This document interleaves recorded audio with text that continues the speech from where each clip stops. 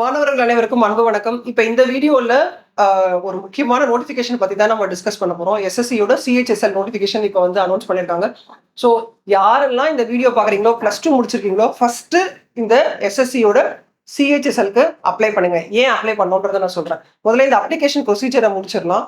இப்போ வந்து பாத்தீங்கன்னா அந்த டேட் நீங்க சிஹெச்எஸ்எல்க்கு அப்ளை பண்றதுக்கு நெக்ஸ்ட் மந்த் 7/5/2024 வரைக்கும் டைம் இருக்கு. பட் நெக்ஸ்ட் மந்த் வரைக்கும் வெயிட் பண்ணாதீங்க.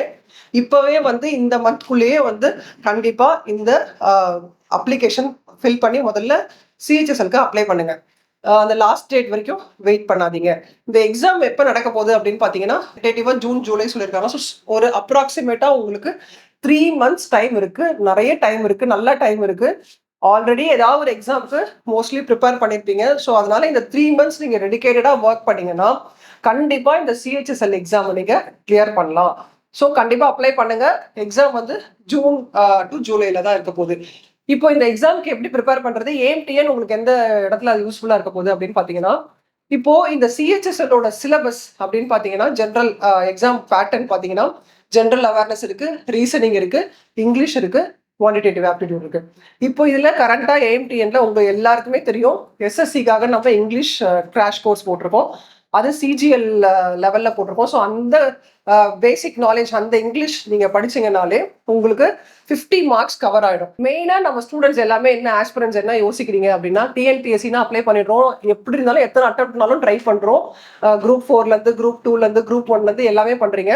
ஆனா எஸ்எஸ்சி வந்து ட்ரை பண்ணியே பார்க்க மாட்டேங்கிறோம். கண்டிப்பா ஆனா இனிமேல் நம்ம வந்து எல்லா எஸ்எஸ்சி எக்ஸாம்ஸும் எப்படி டிஎன்பிஎஸ்சிக்கு இம்பார்ட்டன்ஸ் கொடுக்குறோமோ அதே அளவுக்கு நம்ம அதே இம்பார்ட்டன்ஸ் கொடுத்து நம்ம ட்ரை பண்ணோம்னா நிறைய சக்சஸ் நம்ம வந்து ஈஸியா வந்து அதுல போஸ்டிங் வாங்கலாம். இப்போ என்ன மெயினான ஒரு பேரியர், இங்கிலீஷ்.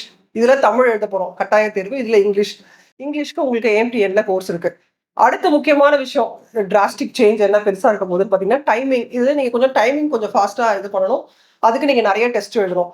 இப்போ வந்து பாத்தீங்கன்னா ஆல்ரெடி நம்ம ஏஎம்டிஎன்ல எஸ்எஸ்சி எம்டிஎஸ்க்கு கம்ப்ளீட்டா கோர்ஸ் முடிச்சிருக்கோம். ஸோ இப்போ ஃபர்ஸ்ட் ப்ரிப்பேர் பண்றவங்க என்ன பண்ணுங்க, அந்த எஸ்எஸ்சி எம்டிஎஸோட கோர்ஸ் எடுத்து ஃபுல்லா அதை படிச்சீங்கனாலே நீங்க ஈஸியா கிளியர் பண்ணிடலாம்.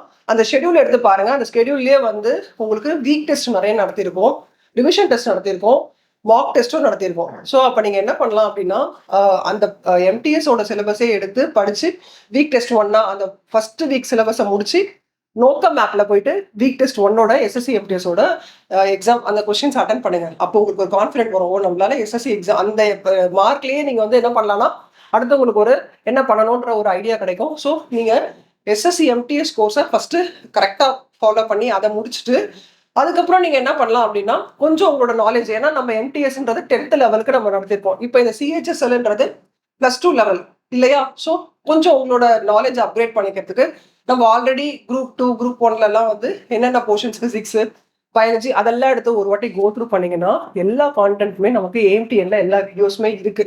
நீங்க எடுத்து பார்த்தீங்கனாலே ஈஸியா சிஹெச்எஸ்எல் அழகா கிளியர் பண்ணலாம். ஸோ இந்த 3 months ஆல்ரெடி நீங்க குரூப் 1 குரூப் 2 குரூப் 4க்கு ப்ரிப்பேர் பண்ற எந்த ஆஸ்பிரன்ஸா இருந்தாலும் சரி, எந்த ஆஸ்பிரண்டா இருந்தாலும் சரி, கண்டிப்பா இதுக்கு முதல்ல யோசிக்காதீங்க, அப்ளை பண்ணுங்க. நமக்கு கோர்ஸ் நம்ம ஏஎம்டிஎன்ல ஆல்ரெடி இருக்கு. எல்லாமே எடுத்து படிக்க ஆரம்பிங்க.